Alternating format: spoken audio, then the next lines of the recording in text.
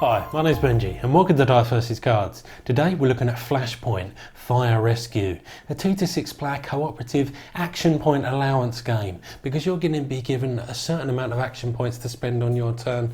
It also has elements of grid movement, because you're going to be moving your firefighters around the board and pick up and deliver, because job one is to pick up those survivors and get them out before the fire engulfs them. So you're, as you'd expect, firefighters responding to a fire that's just broken out and is threatening to collapse the building. And it's up to you to work together collectively to get all the victims out before calamity occurs and that building collapses. So let's see how this plays and whether this could be the next game for you.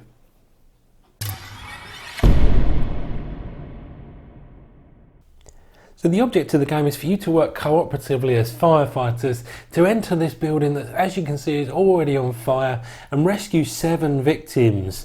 And they can be found in these points of interest with the blue tokens on the board. And if at any point, however, 4 victims are lost due to the fire or the building as a whole collapses, then you immediately lose the game.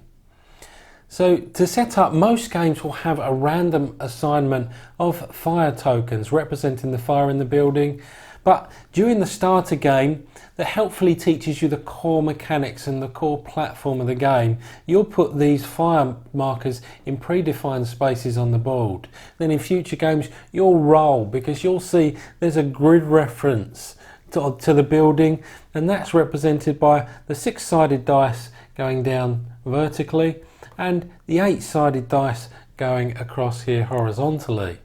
And you'll place fire markers or smoke markers, as you'll see that these are flip-sided and with smoke on the other side, in places that are determined by the roll of a dice. So to set up the game, each player will pick their own firefighter, and again, not in the starter game, but moving forward, you'll also pick a specialist card that will give you different abilities. So some might be good at rescuing victims and others might be good at putting out fires, etc.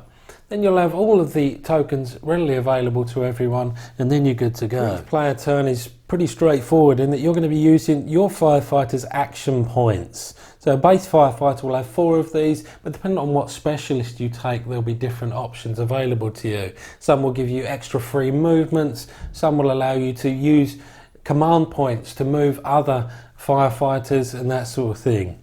But as you'd expect, you can use action points to move, to put out fires, and there's a chop action as well that will help you make shortcuts in the building. So if you can't get through a certain door because of fire, then you can chop through a door to make a passageway. But the idea is that you're aiming to put down these fires enough so that you can get to these points of interest. And once you do, you'll flip them to see whether they're either a victim or a false alarm. So false alarms simply go away from the table and are then replenished at the end of that player turn. But the idea being that you get to a point and a space where there's a victim, and then you need to hoist them over your shoulder and get out of the building pronto.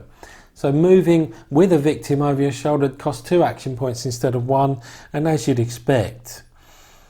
And then at the end of every turn, you're then going to advance the fire by rolling these 2 dice, and then dependent on where on the grid reference here, so it's row 6, column 6, will have a different effect. So if there's nothing in that space already, then smoke will start representing the growing fire. But here, where the number is rolled on a fire that already exists, will cause an explosion.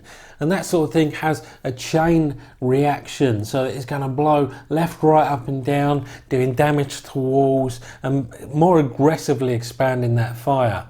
And God forbid you're in the path of that explosion or in spreading fire, because if you end your turn as a firefighter with fire in that space, you'll be knocked out and you'll need to come back outside for the ambulance to fix you up. So there are some more bells and whistles in the game, you know, like this hazmat tokens that will cause greater explosions and hot spots that will help advance the fire even quicker. But there are also these 2 vehicles outside the building that can help you. The fire engine, as you'd expect, will act like a super fire extinguisher and enable you to extinguish more fire in one go, but at the cost of more action points. And the ambulance, as I've already mentioned, is there to save you if you get knocked out, and that's also the place where you need to carry your victims to.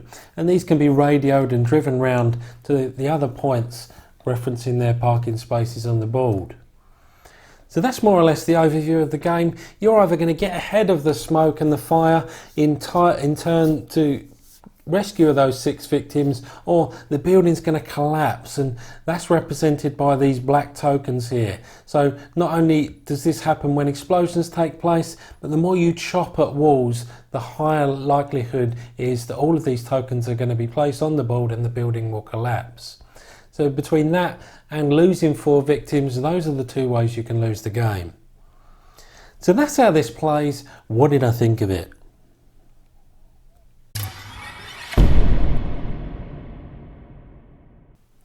So who is this for? Well, it's a light to medium weight game, and it really almost acts like a cooperative puzzle game where you all have to work as a team on your own specialisations to complete that objective.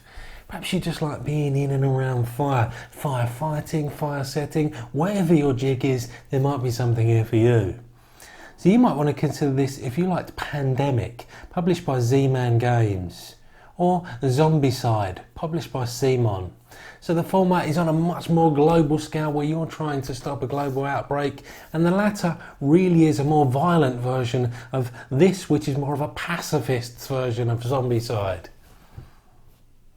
So in terms of gameplay, well, this to me exemplifies a really clean system where everything has its place mechanically. There's very little that's overly complex or burdensome in learning this game as well. It just has this great learning curve where you've got some starter rules that are just going to teach you the core concepts of the game, and then once you've learnt those, you can expand upon them and play the experience game that adds all the bells and whistles like the fire engines, the ambulances, the hotspots, etc. So they've really done, from a mechanical and a design perspective, a fantastic job here, because everything just has a nice rhythm to it and really plays smoothly indeed.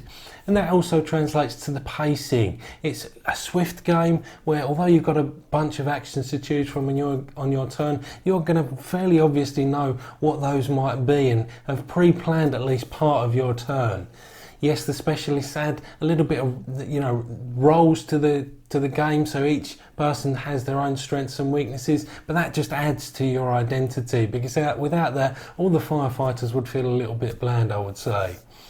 So the AI has a go on each player turn, and that does slow things down a little bit where you're advancing fire at the end of every player turn. Perhaps there was a different version that would have some tweaks that allowed you to advance the fire multiple times once everyone's had a go. That would speed things up even quicker, but I'm sure they did their play testing and this was the best way to go.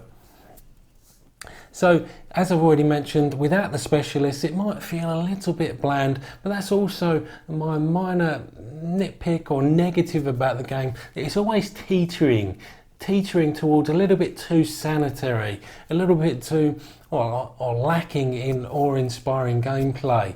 You're in many ways going through the motions a little bit, but there's just enough that means that this really tidy system ultimately results in a fantastic gameplay experience. So there's some random balance issues there. Perhaps they decided, based on that fact that it was lacking a bit of inspiration, that it adds one more bell, one more whistle on top of each other with the hot spots. But my main gripe is with the fire engine, which almost acts, unless you're that particular specialist, like you're someone that's had a few pints the night before in terms of aiming. Perhaps you could have decided where they go and it had less of an impact. But overall, despite all those little nuances and little nitpicks, I just had a fantastic time playing this game. So finishing with the look and feel and theme of the game, it's a very similar story to the gameplay in that everything's just really good. There's no complaints whatsoever about all the components, and there are a bunch of them. The production quality and the art style is also of a very good standard. The theme is, well, it's what you expect. You're firefighters, you're going into a building, things can go wrong or things can go very well and you can be the hero. So with all that being said, Dice vs Cards can give a final score of 7 out of 10 to a game that I really do enjoy and I can see getting back to the table fairly regularly. However, that's it from me. I'll see you next time. We didn't start the fire. It was always burning since the world's been turning. We didn't start the fire. No, we didn't light it, but we tried to fight it.